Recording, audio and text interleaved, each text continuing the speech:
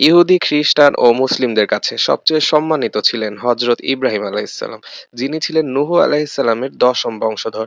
তিনি ইরাকের বাবিল শহরে জন্মগ্রহণ করেন এবং তার পিতার নাম ছিল আজর, যিনি মূর্তি নির্মাণ করত।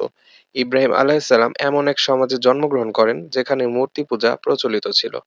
ইব্রাহিম মূর্তি পূজার বিরোধিতা করে এবং সমস্ত মূর্তি ভেঙে ফেলে। সে সময় বাবিলের স্বৈরাচারী রাজা নমরুদ নিজেকে খোদা দাবি করে এবং ইব্রাহিমের একেশ্বরবাদের প্রত্যাখ্যান করে।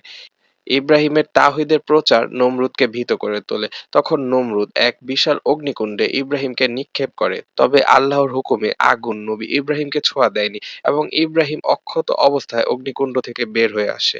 শাস্তিস্বরূপ নমরুদকে একটি মশার মাধ্যমে আল্লাহ ধ্বংস করে দেন।